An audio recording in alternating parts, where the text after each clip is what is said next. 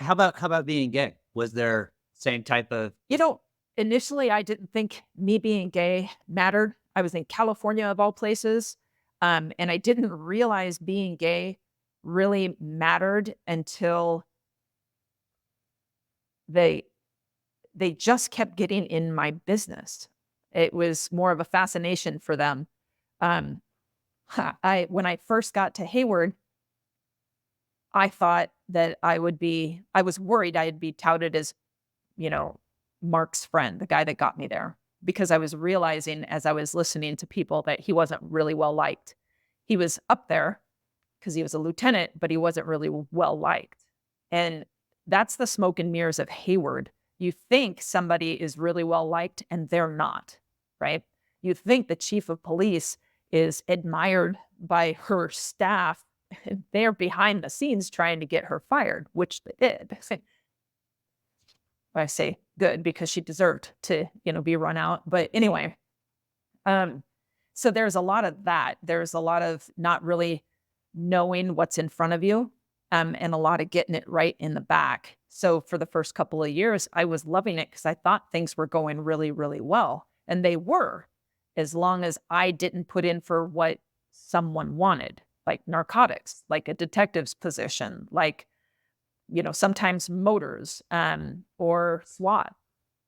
And for me, I wanted to do other things, but and I really liked being in Hayward, but I also really didn't know what was going on. And you never do until you're in it and then start looking around. And I started looking around because we went into the whole testing process, not just for special assignments, but for sergeant, et cetera. And there were these women doing really, really well, getting number one on the list, me being one of them, and just being completely disregarded or passed over. And nobody really gave a shit.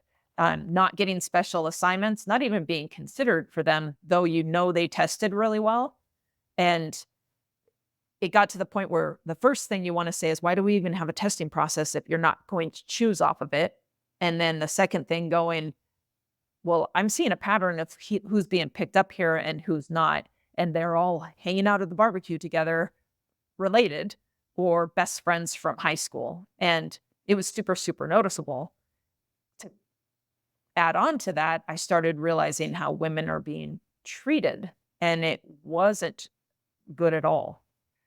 If you made it to sergeant, you were highly criticized. No one wanted to work for you. And if you weren't being criticized and people did want to work from you, you were really everything you did was scrutinized. Whereas Joe Idiot Sergeant here could pretty much get away with everything and like nobody cared. Yeah. So I started noticing that, and it was really evident and getting bigger and bigger. And then it blew up. We had, I would say at that time in Hayward, maybe not the best selection of eye candy women. Like, most of us coming in were, a lot like me, not really fingernails, lipstick, and the whole bit. There was Angela, but she's awesome and outgoing and the whole bit. And but we didn't really have any eye candy coming, any girly girls coming in. And all of a sudden, we got this one that came in from the sheriff's department, and I won't say her name, but anybody from Hayward watching this knows who it is.